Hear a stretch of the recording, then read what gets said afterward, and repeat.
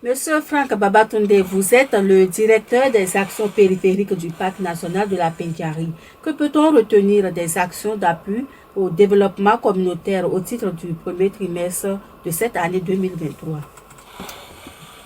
Merci Madame la journaliste. Avant de répondre à votre question, je tiens à remercier la radio locale pour son accompagnement à nos efforts de conservation que nous engageons tous en étroite collaboration avec nos différents acteurs. Et par rapport à votre question, au cours du premier trimestre de l'année 2023, la direction du Parc national de la Pendiari avec ses partenaires ont engagé un certain nombre d'actions et au nombre desquelles nous avons l'appui aux écoles riveraines du parc. De façon concrète, il y a 12 écoles et collèges pour lesquels nous avons recensé les besoins en appui matériel et mobilier dont le processus d'acquisition est en cours actuellement. Donc si tout va bien, à partir le trimestre qui vient sera consacré à la remise de ce matériel-là. Et en dehors de cela, il y a les activités relatives aux sensibilisations des communautés à la base. Et à ce niveau, il y a eu 37 réunions villageoises qui ont été organisées et auxquelles ont participé 2324 riverains. Et les sujets abordés sont entre autres liés au mécanisme de gestion des plaintes et liés à la gestion du parc. Et en dehors de cela, il y a également la sensibilisation des communautés et aux différentes dispositions légales régissant la gestion du parc. Nous avons ensuite accompagné les clubs de l'environnement dans leur animation. Pour être plus précis, il y a eu 11 clubs qui ont été accompagnés au cours de ce trimestre-là, de cette période-là, par rapport à différentes activités, notamment l'animation des thématiques en lien avec la conservation et la protection du parc, pour permettre aux membres de ces clubs-là de prendre connaissance des enjeux liés à la conservation.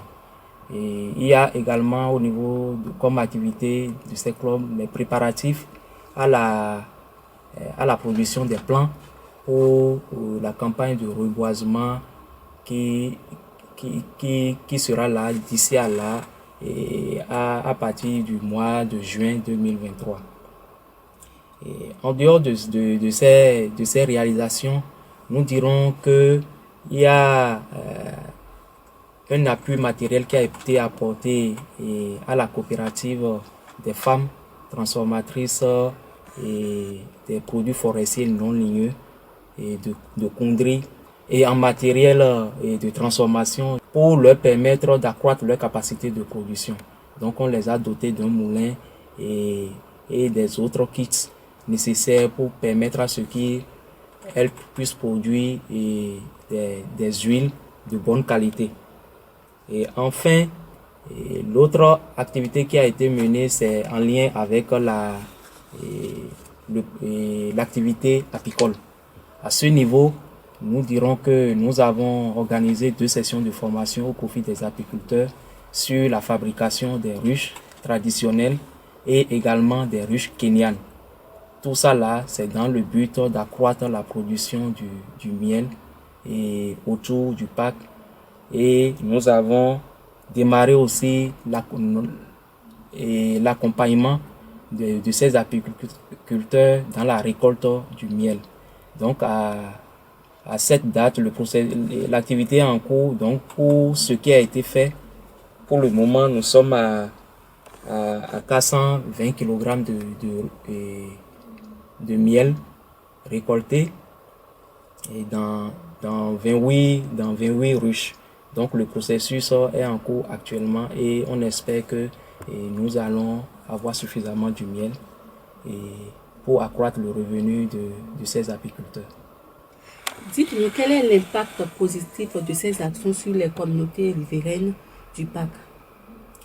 Oui, en termes d'impact, je dirais que dans un premier temps, nous avons et, l'amélioration de l'engagement de ces communautés à adhérer aux idéaux de conservation du parc. En dehors de cet engagement, nous avons également l'amélioration de leurs connaissances sur les enjeux et les défis auxquels sont confrontés les partenaires ou bien les acteurs par rapport à la gestion du parc. Donc, il y a ces enjeux-là qu'on aborde et de plus en plus, les communautés ont commencé par prendre conscience de la nécessité d'intégrer ces problématiques-là dans leurs activités qu'elles mènent au quotidien. Et l'autre retombée que je peux citer, c'est lié à l'amélioration des revenus. Avec le développement des AGR, les acteurs qui sont bénéficiaires de l'accompagnement de la direction du parc pour, dans ces AGR-là, voir progressivement leurs revenus qui s'accroissent et in fine, c'est que leurs conditions de vie s'améliorent.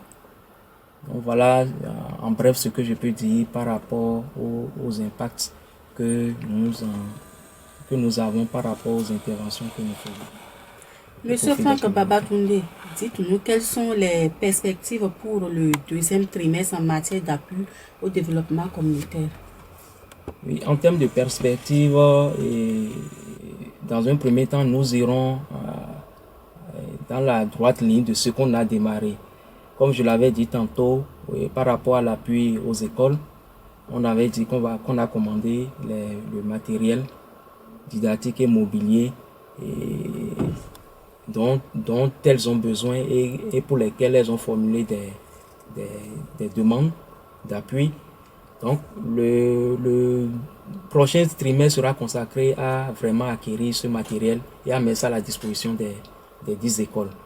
Ensuite, au niveau des activités liées à l'utilisation des terres, il y aura maintenant le processus de délimitation des zones de pâturage qui feront l'objet de délimitation et également le balisage des couloirs de passage afin de réduire les conflits entre agriculteurs et éleveurs qui naissent en campagne agricole, en période de la campagne agricole. Et l'autre chantier sur lequel nous allons nous positionner, c'est de poursuivre avec la récolte du miel et également d'accompagner la VIGREF dans ses actions en lien avec le développement de l'agriculture biologique. Voilà les quelques grandes perspectives qui vont faire l'objet de notre attention au cours du deuxième trimestre. Voilà, nous sommes pratiquement à la fin de cette émission. Dites-nous quel est votre mot de fin. Et merci, Madame la journaliste. Comme mot de fin, je tiens à remercier la communauté riveraine du parc pour l'harmonie, la bonne ambiance qui règne entre elles et puis la direction du parc et les exhorter à continuer par accompagner les initiatives qui sont engagées pour la conservation du parc et également pour le développement socio-économique durable des communautés à la périphérie de ce joyau important, non seulement pour les communes riveraines, mais également pour le pays et pour le monde entier, puisque c'est un patrimoine mondial de l'UNESCO. Voilà, amis auditeurs, mesdames et messieurs, amis de la Pendjari, c'est la fin de cette émission. Nous avons reçu M. Franck Babatunde, il est le directeur des actions périphériques du Parc national de la Pendjari. Il nous a fait le point des actions d'appui au développement communautaire pour le compte du premier trimestre de l'année 2023. Merci à vous et à bientôt.